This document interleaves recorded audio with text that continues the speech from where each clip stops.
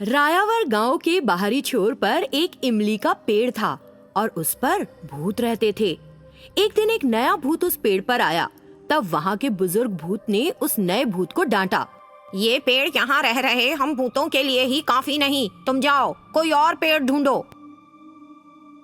तो नई भूतनी बोली, ऐसा मत कहिए, मुझे इस इलाके में कोई दूसरा इमली का पेड़ दिखा ही नहीं, मैं कहाँ जाऊं? इस तरह वो नई भूतनी बहुत उदास हो गई। पेड़ पर रहने वाले भूतों में से एक ने कहा, तब जाओ और मनुष्यों के साथ रहो। लोगों को शक हो गया था कि उनके घर में भूत है, तो उन्होंने जादू टोने वाले को बुला लिया। मैं उनका जुल्म नहीं सहन कर पाई और वहाँ से भाग के आई हूँ। उस पेड़ पर एक उदार दिल भूतनी भी रहती थी। उसे उस नई भूतनी पर दया आ गई और वो बोली, अच्छा ठीक है, तुम इस पेड़ पर कुछ दिन रह सकती हो, मैं जाकर मनुष्यों के साथ रह लेती हूँ। ऐसा कहकर वो उदार दिल भूतनी वहाँ से उड़कर गांव के एक घर में गई। उस घर में भीमा, उसकी पत्नी, 2 बेटे और उनकी 2 पत्नियां और एक 3 साल का पोता रहते थे। क्योंकि भूतनी दिखाई नहीं देती थी, वो कुछ भी कर सकती थी। उस भूतनी को लगा कि उस घर में रहना इमली के पेड़ पर रहने से ज्यादा आरामदायक है। जब परिवार के सदस्य आपस में बात करते तो भूतनी उनकी बातें सुना करती और भीमा के पोते द्वारा की गई मजेदार हरकतें देखकर उसे बड़ा अच्छा लगता। इस तरह भूतनी ने उसी घर में रहने की सोची। वो भूतनी उस घर में अगले 10 दिन बड़े मजे से रही। एक दिन घर की तीनों औरतें बातें कर रही थीं। वो भूतनी भी उनकी बात सुनने लगी। बड़ी बहू ने अपनी सास की तारीफ करते हुए कहा, बगल में रहने वाली औरत एक चुड़ैल की तरह अपनी बहू पर जुल्म करती है। हम बड़ी किस्मत वाली हैं कि हमें आप जैसी सास मिली। तुम उस जैसी अत्याचारी औरत की तुलना एक चुड़ैल से क्यों कर रही हो? चुड़ैलें भी उससे बेहतर होती हैं। सास मुस्कुराई और बोली, तुम कह रही हो कि चुड़ैलें अच्छी होती हैं, जैसे तुम चुड़ैलों के बारे में सब पता है। हाँ, मैं जानती हूँ, इसीलिए मैंने ऐसा कहा। अगर हम चुड़ैलों की कद्र करें तो वो हमारे बहुत से काम करती हैं। तो बड़ी बहू बोली, तुमने तो अभी अभी चुड़ैल की तारीफ की है ना? तो रोज 2 बाल्टी जो तुम भर कर रखती हो वो काम चुड़ैल करेगी? तो छोटी बहू बोली, हाँ हाँ बिल्कुल, हमारे सुबह उठने तक चुड़ैल ये काम कर सकती है। फिर सब रात में सो गए। उनकी बात सुनकर भूतनी को छोटी बहू अच्छी लगी, जिसने चुड़ैलों को अच्छा कहा था। भूतनी ने उसका काम करने की सोची। अगले दिन छोटी बहू के उठने से पहले ही चुड़ैल ने वो 2 बर्तन पानी से भर के रख दिए। उन 2 बर्तनों को पानी से भरा देखकर छोटी बहू जो कुएं पर पानी भरने गई थी भौचक्की रह गई और अपनी सास और बड़ी बहू को बुलाया। क्या तुम में से किसी ने ये 2 बर्तन पानी से भर के रखे हैं? दोनों ने कहा नहीं। बड़ी बहू ने कुछ देर सोचा और फिर बोली, हमारी रात की बातें सुनकर लगता है ससुर जी ने हमारा मजाक बनाने के लिए ये काम कर दिया। लेकिन भीमा और उसके बेटे कुएं की तरफ आए ही नहीं थे। किसी भी तरह ये काम चुड़ैल ने किया है ना? भूतों का ऐसा मदद करने वाला व्यवहार नहीं होता है। जरूर हम में से किसी ने ये मजे लेने के लिए किया है। ऐसा कहते हुए भीमा ने सबको ध्यान से देखा। भीमा का छोटा बेटा बोला, इसमें कोई संदेह नहीं कि ये काम भूतनी ने ही किया है, लेकिन इस छोटी सी मदद करने की बजाय भूतनी को हमारी छत ठीक करनी चाहिए थी, जो बरसात में जगह जगह से टपक रही है। भूतनी को अपने किए काम की कद्र ना होने पर बड़ी निराशा हुई। उस रात उसने उस घर की छत की मरम्मत करी। अगले दिन भूतनी सबका इंतजार कर रही थी कि सुबह छत देखकर सब उसकी तारीफ करेंगे। लेकिन जब भीमा सुबह उठा तो उसके पेट में बहुत दर्द था। दोनों भाइयों को चिंता हुई और वो डॉक्टर को बुला कर लाए।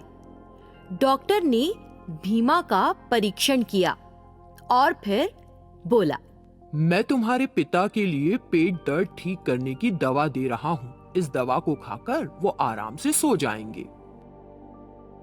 दवाई देने के बाद डॉक्टर चला गया। भूतनी को ये देखकर हैरानी हुई और वो निराश भी हो गई कि अब जब तक भीमा सही नहीं होता वो उसके द्वारा ठीक की गई छत पर ध्यान नहीं दे पाएंगे। इस तरह एक हफ्ता बीत गया। भीमा का जब भी पेट दुखता वो दवा लेकर सो जाता। एक दिन बड़ी तेज बरसात होने लगी।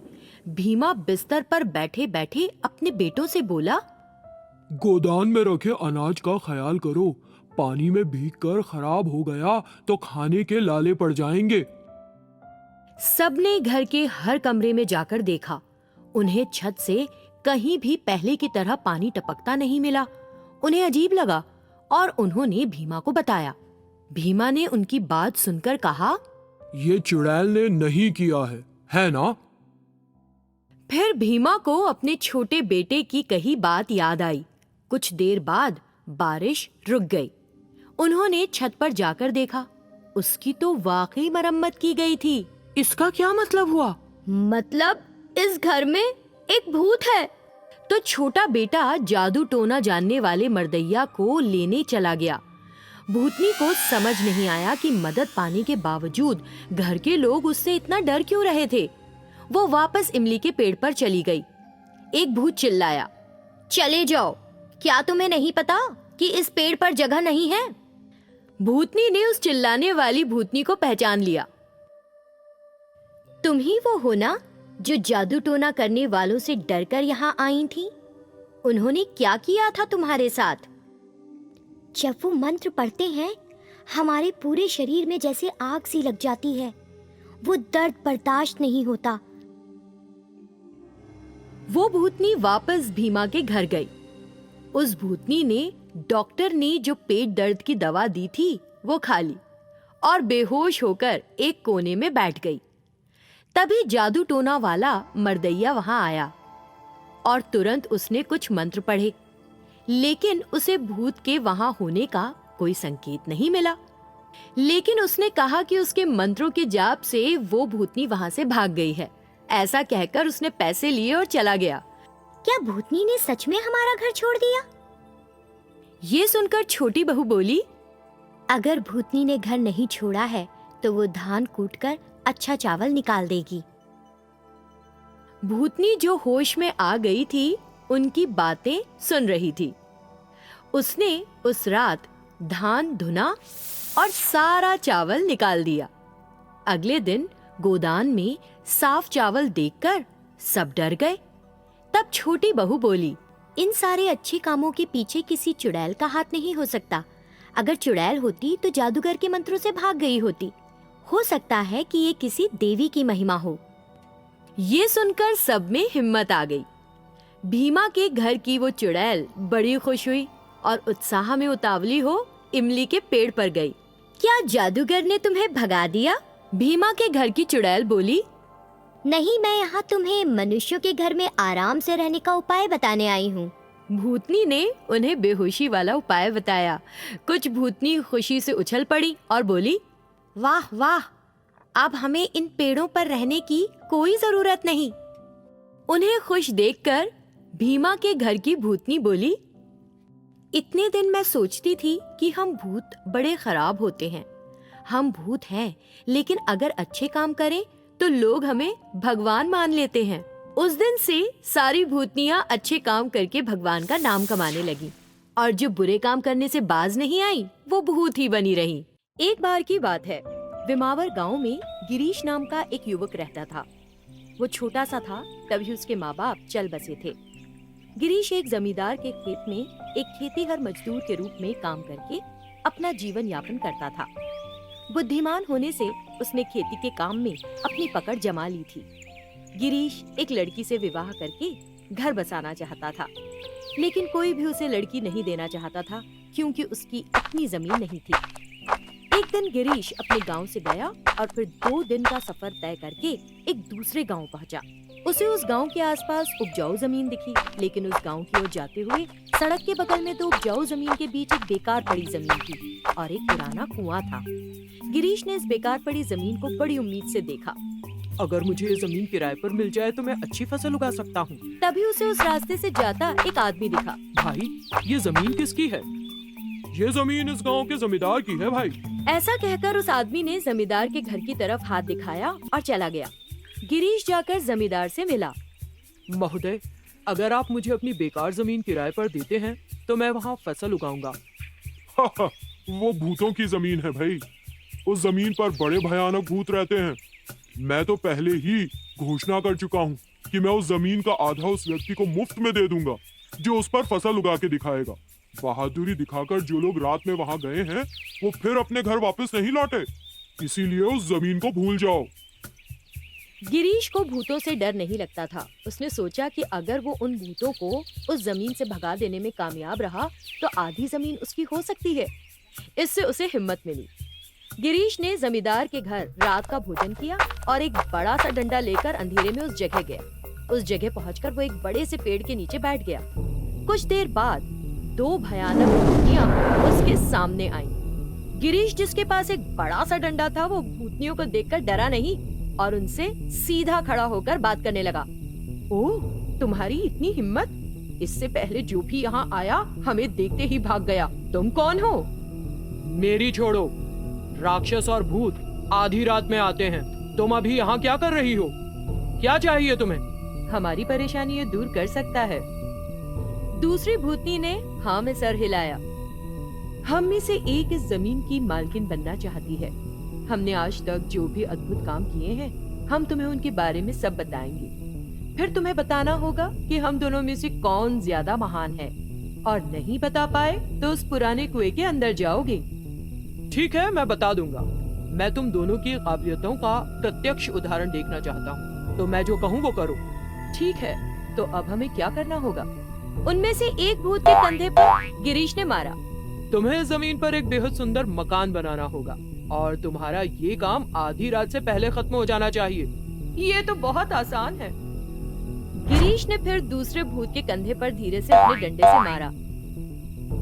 जैसे ही वो भूत घर खड़ा करे, तुम्हें उस घर के आसपास एक दीवार खड़ी करके उसके अंदर तरह तरह की सब्जियां, पौधे, फलों के पेड़ और फूल उगाने हैं। ये तो बहुत आसान है। ऐसा कहकर दूसरी भूतनी भी गायब हो गई। पहली भूतनी ठीक आधी रात गिरीश के पास आई। मैंने घर बना दिया है, तुम्हें मुझे ज्यादा महान बताना है। मैं करना तो यही चाहता हूँ, लेकिन ऐसा करने पर क्या वो दूसरी भूतनी मुझे मार नहीं डालेगी?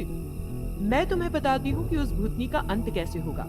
इस तरह वो भूतनी गिरीश को जमीन के आखिरी छोर पर ले गई। उस भूतनी ने एक पौधा दिखाया।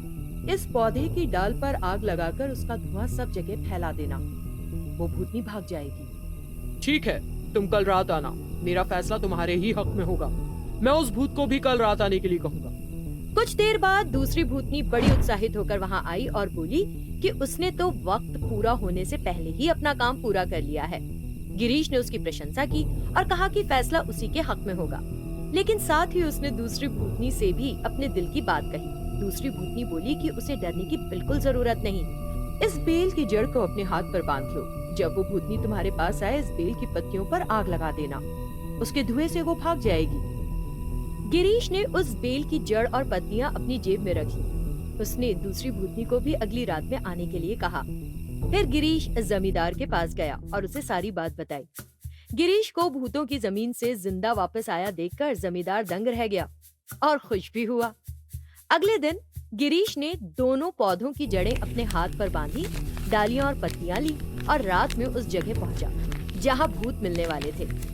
उसने कुछ लकड़ियां जलाईं। थोड़ी देर बाद भूतनियां वहां आईं और उससे पूछा। गिरीश ने दोनों भूतनियों को पास आने के लिए कहा और बोला, मैंने आज पूरे दिन कानून की किताबें पढ़ी हैं और मुझे पता लगा कि इस जमीन का असली हकदार वो है जो हम तीनों में सबसे ज्यादा ताकतवर है, और वो मैं हूँ। तुरंत गिरीश ने एक पौधे की डालियां और दूसरे की पत्तियों को जल्दी से आग में फेंक दिया। जबरदस्त धुआं उठा और उस धुएं से दोनों भूतनियां जोर से चीखती हुई वहां से भाग गई। जमींदार ने गिरीश की बहादुरी का लोहा माना और उस जमीन का आधा उसे तोहफे के रूप में दे दिया। गिरीश ने मजे से भूत के बनाए घर में प्रवेश किया और उस जमीन पर खेती करने लगा। कुछ दिनों बाद गिरीश ने अच्छी सी लड़की से विवाह कर अपना घर बसा लिया। कृपया हमारा चैनल देखें और सब्सक्राइब करें और हाँ, बेल आइकन को टैप करना ना भूलें। Thank you.